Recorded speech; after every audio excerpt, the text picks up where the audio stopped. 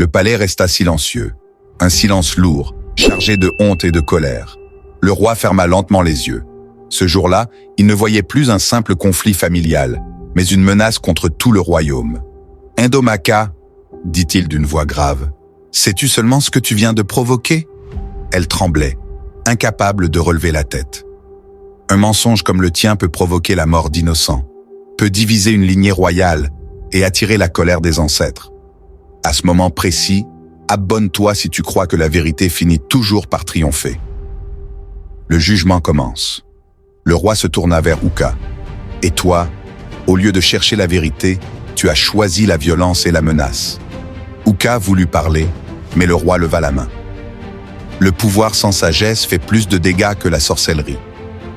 La reine, les yeux remplis de larmes, s'avança. Mon roi, on a voulu me salir, mais je remercie les dieux que la vérité soit sortie. Les ancêtres parlent. Le guérisseur frappa son bâton 3 fois au sol.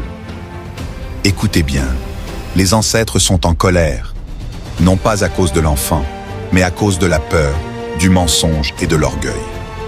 Le vent souffla soudain dans la cour royale. Les torches vacillèrent. Quand une femme porte la vie, elle porte aussi la vérité. Et aujourd'hui, la vérité a failli mourir. Reste jusqu'à la fin. La punition n'est pas encore tombée. La honte d'Indomaka. Indomaka éclata en sanglots. J'ai menti parce que j'avais peur d'être rejetée. J'ai menti parce que je voulais être protégée. Elle se tourna vers la reine. Pardonne-moi, je ne voulais pas détruire ta réputation. La reine répondit calmement. Le pardon est possible, mais les conséquences restent.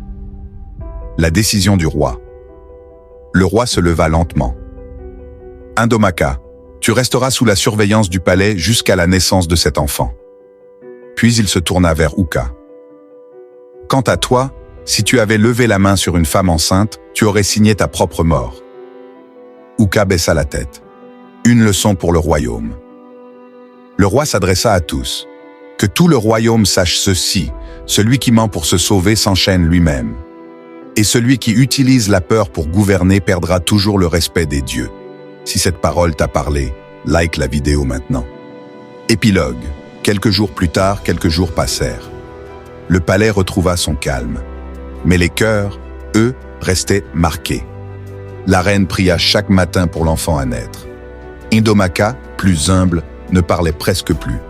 Et Uka comprit enfin que le pouvoir ne protège pas contre la vérité.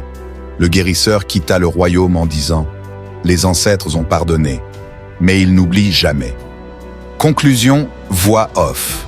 Dans la vie comme dans les royaumes, un mensonge peut sembler léger, mais ses conséquences sont lourdes. La vérité fait mal, mais elle sauve. Le mensonge rassure, mais il détruit.